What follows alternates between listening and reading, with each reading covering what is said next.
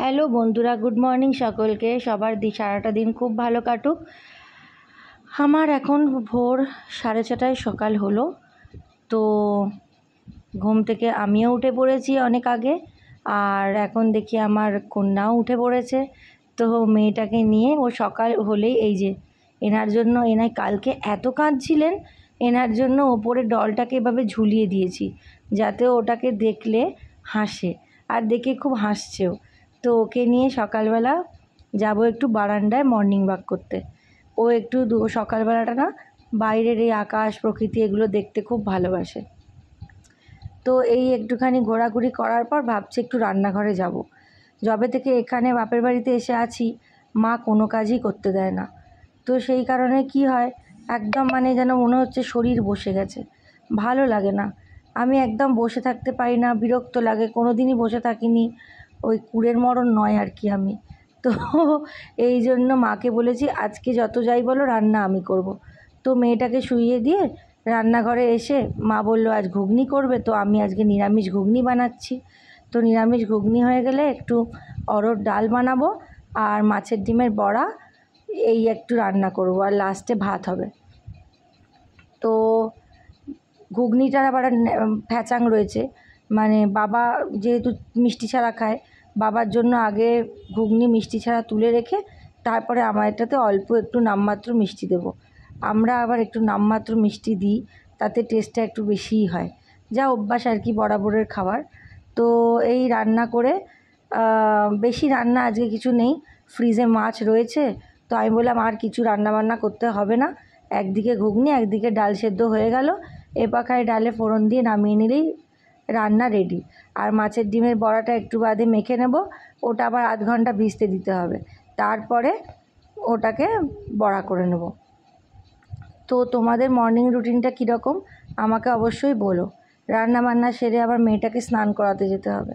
মেয়েটাকে স্নান টান করিয়ে ওকে খাইয়ে ঘুম পাড়িয়ে তারপরে আমি স্নান করব।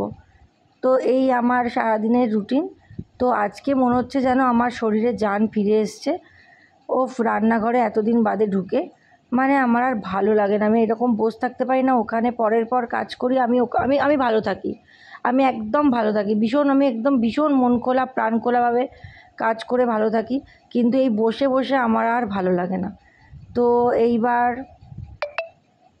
হয়ে গেল আমার ঘুগনি আর ডালটা, এবার ফোড়ন দেব। তার আগে মাছের ডিমের বড়াটাতে এই নুন, হলুদ আর পেঁয়াজ, কাঁচা লঙ্কা, আদা বাটাটা দেওয়াই আছে, তার উপরেই মাছের ডিমটা রেখেছি। তারপর নুন, হলুদ আর ওই একটু রসুন থেতো করে সেটা দিলাম, আর অল্প রসুন, বেশি নয়, আর আদাটাও খুবই অল্প, বেশি নয়। এরপর দিয়ে দেবো সেটা ছোলার ডালের বেসন।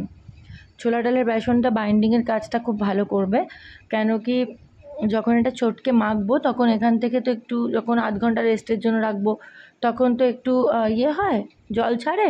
তো সেটার জন্য এই ছোলা ডালের বেসনটা বাইন্ডিংয়ের কাজ করবে। একটু অল্প নামমাত্র চিনিও দিয়ে দিলাম, দিয়ে এবার ভালো করে এটা চটকে চটকে হাতে করে করে মাখতে হবে। ভালো করে মেখে এটা আধ ঘন্টা রেখে দেবো রেস্টের জন্য, আর ততক্ষণ ডালে ফোড়নটা দিয়ে নেব। তো আজকে সিম্পল রান্না, ভাত, অরহর ডাল আর মাছের ডিমের বড়া আর মাছ হয়েছে, আর সন্ধেবেলার ঘুগনিটাও হয়েই গেল। তো সেইটাই হলো আজকে সিম্পল ভালো মেনু। আর যেহেতু মাছটা ফ্রিজে আছে আর ওই জন্য মাছটা করতে লাগলো না। এরকম চটকে চটকে ভালো করে মেখে নিতে হবে। তারপরে আমি অবশ্য এটা মেখে নিয়ে ভালো করে হাতটা এরকমভাবে বাটির গায়ে চেঁচে টেচে নিয়ে তারপর ভালো করে হাতটা সাবান দিয়ে ধুয়ে বাকি কাজ করি। তো এটাই আমি করি। তো তোমরা মাছের ডিমের বড়া কে কে ভালোবাসো, কে কে খাও অবশ্যই জানিও কমেন্টে। তো এটা তো আমার ছোটোবেলা থেকেই খুব অল টাইম ফেভারিট, আর আমাদের বাড়িতে খুব হয়ও, বরাবরই দেখেছি এটা হয়। তো এই করতে করতে সারাটা দিন পেরিয়ে যাচ্ছে, দিনটা জলের মতো পেরিয়ে যায়। এবার ডালে ফোড়নটা দিয়ে দিই। সিলভারের একটা বাটি নিয়ে নিয়েছি, তো তার মধ্যে সর্ষের তেল দিয়ে, তাতে বেশি কিছু ফোড়ন দেবো না, বাস জিরে, শুকনো লঙ্কা আর 2 কোয়া রসুন এই ফোড়নে দেব। দিয়ে ভালো করে লাল লাল করে ভেজে নিয়ে তারপরে প্রেশার কুকারে সেদ্ধ হওয়া অরহর ডালটা ঢেলে দেবো। আর জানো তো প্রেশার কুকারে যে অরহর ডালটা করেছি না, ওটাতে নুন, হলুদ, একটু লঙ্কা গুঁড়ো, একটু গরম মশলা গুঁড়ো দেওয়া আছে, দিয়েই জল দিয়ে সিটি মারতে বসিয়ে দিয়েছিলাম। তো 4টে সিটি দিয়ে সেদ্ধ করে নিয়েছি। এবার এই ডালের ফোড়নটা ভালো গন্ধ উঠে গেছে, ভালো লাল লাল ভাজা হয়ে গেছে। তো ডালটা ওর মধ্যে দিলেই রান্না আজকের মতো কমপ্লিট। ঢেলে দেবো এবার রান্না ওই বাটির মধ্যে। ডালটা এত ভারী আর এত গরম না যে কি বলবো। আমি যে প্রেশার কুকারটা ব্যবহার করি না, ওটার হ্যান্ডেলটা এরকম গরম হয় না, আর মায়েরটা এত হ্যান্ডেলটা গরম হয়ে যায় যে আমার এটা ধরতে খুব অসুবিধা হয়। তো এটা এবার ডালটা সাঁতরে নেব।